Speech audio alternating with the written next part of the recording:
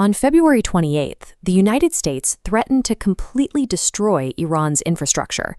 By mid-April, the American president publicly thanked them for their cooperation. This reversal started in the Strait of Hormuz. Washington had established a naval blockade and issued a 4-hour ultimatum. Tehran had to surrender immediately, or American forces would move to strike the negotiating team. The American approach relied on creating a constant state of noise. One morning, the president would threaten total war. By evening, he'd claim Iran had already agreed to give up its nuclear stockpile, statements Iranian officials immediately dismissed as fabrications. Rather than bowing to the pressure, Iran ignored the deadline and stopped the blockade. The result was a series of tactical shifts that have changed how power is exercised across the Gulf. Iran's primary countermove was a total refusal to talk. They told Washington that no Iranian diplomat would travel to Islamabad for peace negotiations until every U.S. warship moved back and the Hormuz blockade was lifted. They then raised the stakes by tying the shipping lanes to other conflicts. Tehran declared that the strait would only be clear for traffic once a ceasefire was guaranteed for Lebanon. Iran asserted total sovereignty over the Strait of Hormuz. Commercial ships abandoned traditional paths, following new routes designed by the Iranian military. By hugging the coastline under Tehran's direct supervision, the American blockade was rendered ineffective.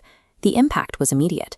When the strait opened on Iran's terms, increased oil flow caused global prices to drop 11% in a single day. This was a demonstration of strategic patience. Iran proved that naval presence alone isn't enough to control a waterway when the coastal power refuses to cooperate. While Iran remained unified, the United States military command structure was fracturing. During an attempt to recover a downed pilot, military commanders reportedly kept the president out of the tactical planning room, fearing his erratic behavior would compromise the mission. Outside the military, questions arose about financial motives. Analysts pointed to vibe trading, investors placing massive bets based on emotional social media shifts rather than actual market supply. 20 minutes before a major peace announcement, someone placed a $760 million bet that oil prices would fall. With the president's inner circle facing questions about their business interests in the region, the line between diplomacy and profit began to blur. To secure the broader deal with Tehran, Washington took the step of sidelining its most significant regional partner.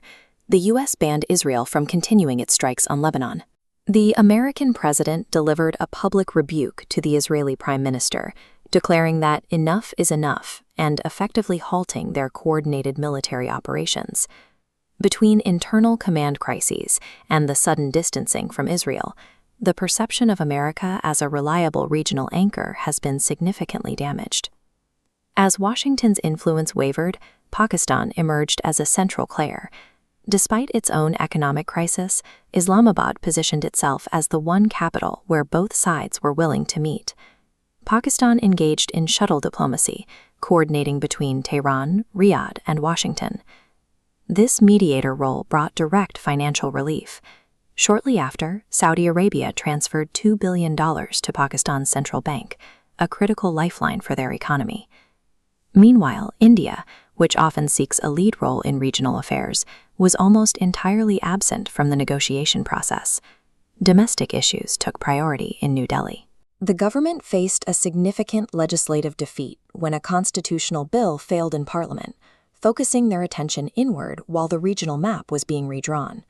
By maintaining a line of communication with all parties, Pakistan turned a regional crisis into an opportunity to restore its standing on the world stage. The assumption that the U.S. can dictate Middle Eastern policy through naval presence and social media ultimatums has been tested and found lacking. Iran's refusal to negotiate under pressure successfully forced the U.S. to dismantle the very blockade it spent weeks building. The regional balance has shifted. Washington is struggling to maintain its traditional authority, Israel is being restrained by its primary backer, and Pakistan has become the necessary intermediary for future stability. Do you think Pakistan can maintain this newfound influence as a mediator?